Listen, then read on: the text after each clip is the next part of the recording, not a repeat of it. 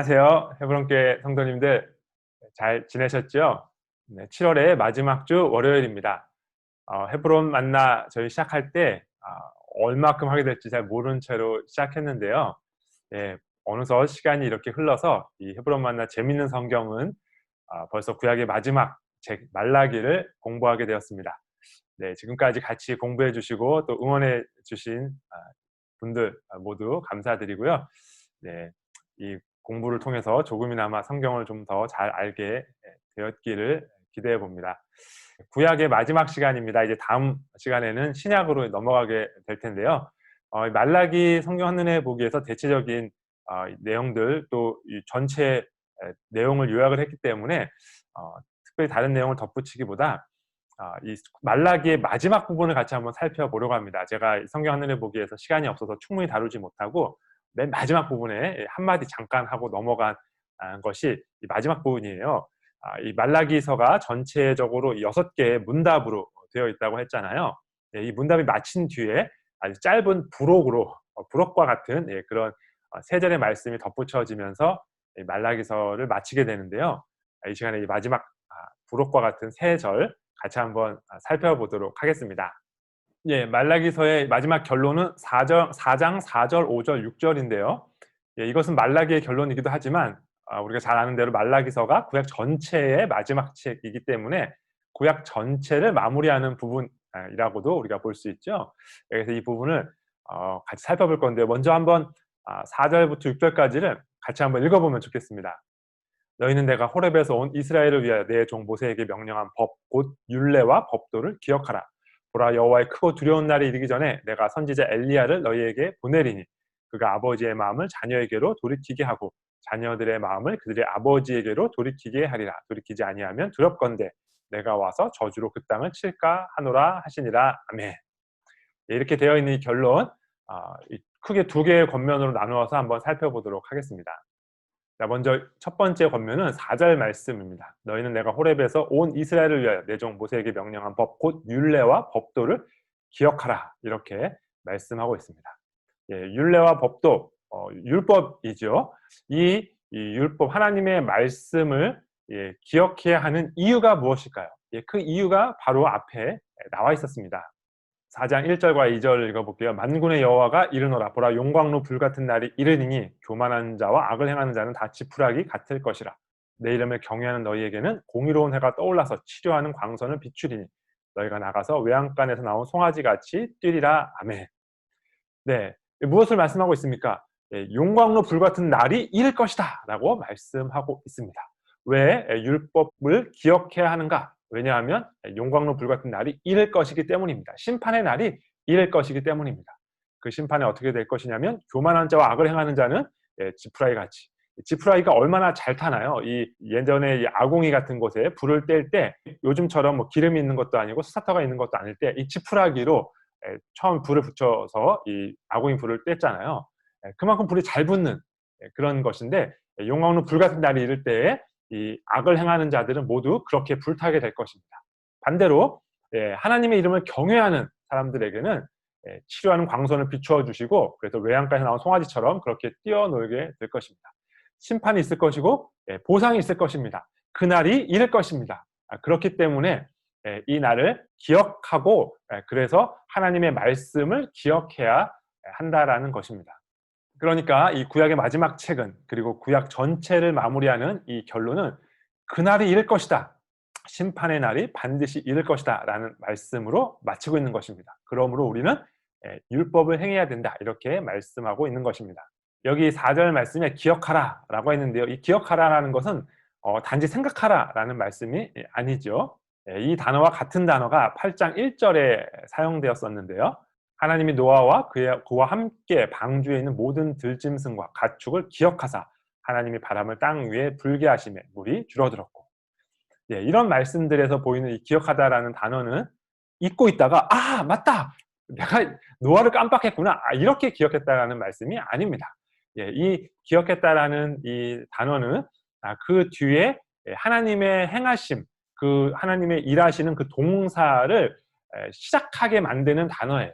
그러니까 기억하셨다라는 말씀은 하나님께서 바람을 땅 위에 불어서 물이 줄어들게 하셨다라는 그 하나님의 은혜의 사역을 행하시는 그 행함을 시작하는 단어입니다. 그러니까 율례와 법도를 기억하라라는 말씀은 생각해라 라는 말이 아니라 율례와 법도를 행해라 라는 말씀이죠. 네, 그러므로 이 말라기서의 결론 그리고 구약 전체의 결론 첫 번째 권면은 이렇게 정리할 수 있습니다. 하나님의 심판의 날이 반드시 있을 것이다. 그러니 그 심판을 기억하고 그래서 하나님의 말씀대로 행해라. 이것이 구약 전체의 결론의 하나라고 할 수 있습니다.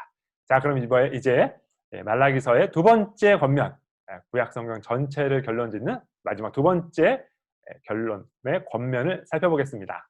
네, 두 번째 권면은 4장 5절과 6절인데요. 5절에서 이렇게 말씀하세요. 보라, 여호와의 크고 두려운 날이 이르기 전에 내가 선지자 엘리야를 너희에게 보내리니. 4절과 마찬가지로 여호와의 크고 두려운 날이 이를 것이다. 심판의 날이 이를 것이다. 라는 말씀으로 시작하는데요. 이번에는 어떻게 하라고 하냐면 선지자 엘리야를 먼저 보내시겠다는 말씀을 먼저 하십니다.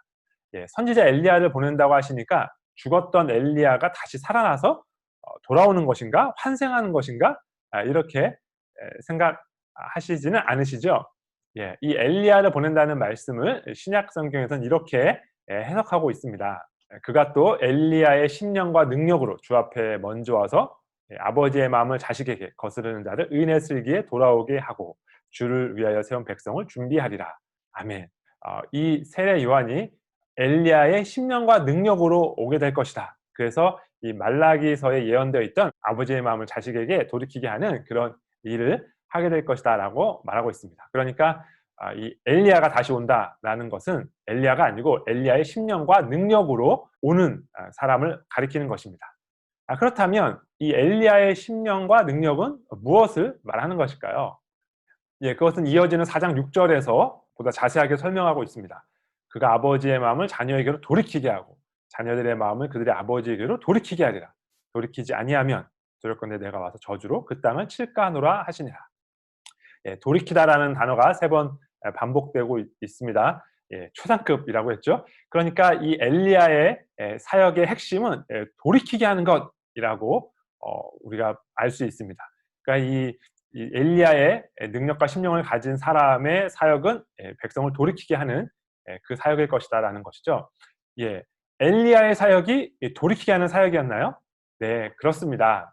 엘리야가 바알 선지자들과 대결을 펼치는 그 갈멜산에서 엘리야가 하나님께 했던 기도, 그 기도에 엘리야의 사역의 핵심이 이렇게 드러나 있습니다.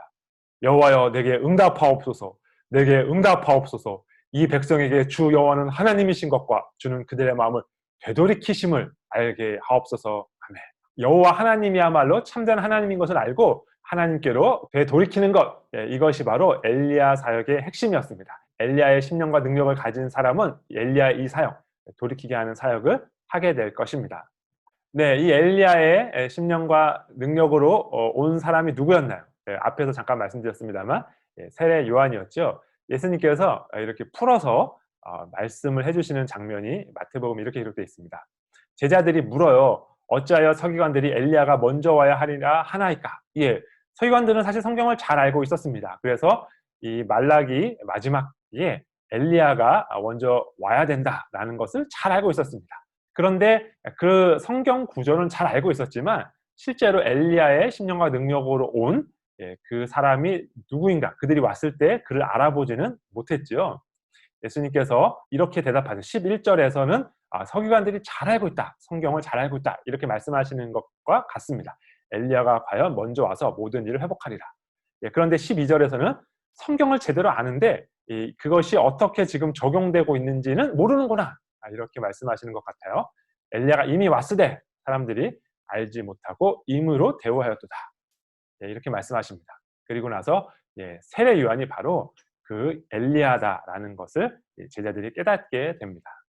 네, 우리가 이 성경을 읽다 보면 이 서기관들, 바리새인들, 성경을 잘 알고 있었던 사람들이 예수님을 알아보지 못한 것이 참 답답하게 느껴질 때가 많이 있죠. 역시 예수님과 마찬가지로 세례 요한도 이들이 알아보지 못했습니다. 우리는 성경을 어떻게 알고 있는지 한번 돌아볼 대목인 것 같습니다. 우리가 구약 마지막까지 왔는데요. 우리가 성경에 대한 지식은 많이 쌓았는데 이 성경이 나의 삶에 어떻게 적용되고 있는지, 실제로 그 능력을 발휘하고 있는지, 선한 일을 분별하는 일에 실제로 내가 자라가고 있는지 점검해 볼 수 있었으면 좋겠습니다. 이렇게 엘리야의 심령과 능력으로 오게 될 그 사람에 대한 마지막 권면 한 가지만 더 생각해 보겠습니다. 네, 6절 말씀이 아버지의 마음을 자녀에게로, 또 자녀들의 마음을 그들의 아버지에게로 돌이키게 하겠다, 이렇게 말씀하시는데요. 이 가족이 화목해야 된다. 뭐 아버지와 아들이 서로 마음을 잘 합해야 된다. 뭐 이런 이 차원의 말씀이 아니고 하나님 안에서 그렇게 마음이 떠나간 이들이 돌이키게 되는 것을 말하고 있는 그런 수거적인 표현이라고 보시면 좋겠습니다. 그런데 이 마지막 절이 이렇게 심판의 말씀으로 끝나는 것 같아서 약간 우리 마음이 어렵잖아요.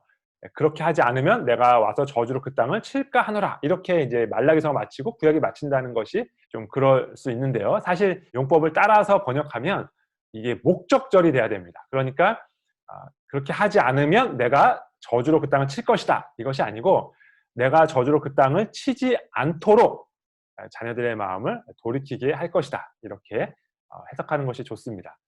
영어로 하면 여기 제가 노란색을 rest, L-E-S-T를 이제 하이라이트를 했는데요. 그렇게 하지 않도록라는 것이죠. 그러니까 내가 와서 땅을 저주로 치지 않도록 그가, 엘리야가 와서 자녀의 마음을 아버지께로, 아버지의 마음을 자녀에게로 돌이키게 할 것이다, 이렇게 이해하시면 좋겠습니다. 그러니까 이 마지막 구절은 저주와 심판의 말씀이라기보다 저주와 심판을 받지 않도록 하기 위하여 하나님께서 하실 일, 하나님께서 엘리야를 보내주셔서 이들이 저주받지 않을 수 있도록 그들의 마음을 돌이키게 하시겠다라는 그 하나님의 사역에 대한 약속으로 마치는 것이라고 할 수 있습니다.